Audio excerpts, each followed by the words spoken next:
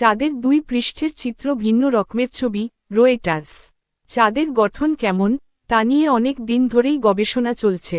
যুক্তরাষ্ট্রের মহাকাশ গবেষণা প্রতিষ্ঠান নাসার গবেষকেরা চাঁদের গঠন নিয়ে নতুন তথ্য দিয়েছেন।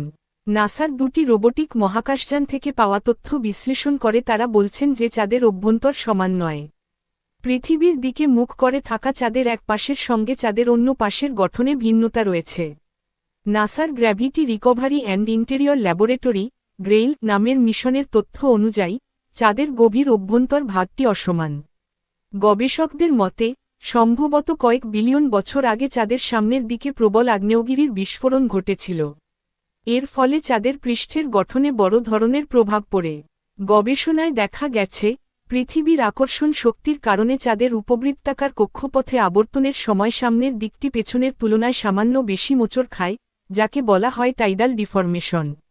এটি ইঙ্গিত দেয় যে চাঁদের 2 পাশে অভ্যন্তরীণ কাঠামো, বিশেষ করে ম্যান্টল স্তরের মধ্যে পার্থক্য রয়েছে। নাসার জেট প্রোপালশন ল্যাবরেটরির সৌরজগৎ গতিবিদ্যা দলের প্রধান ও গবেষণাপত্রটির প্রধান লেখক রায়ান পার্ক বলেন, গবেষণা দেখিয়েছে যে চাঁদের অভ্যন্তর সমান নয়। পৃথিবীর দিকে মুখ করা পাশটি ভেতর থেকে বেশি উষ্ণ এবং ভূতাত্ত্বিকভাবে বেশি সক্রিয়।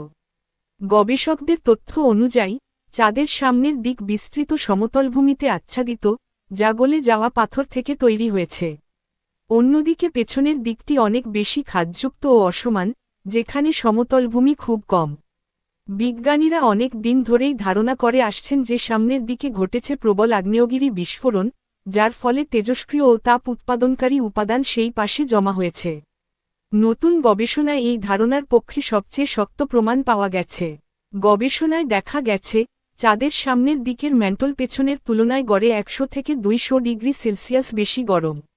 চাঁদের ব্যাস প্রায় 3475 কিলোমিটার, পৃথিবীর 1/4 কম।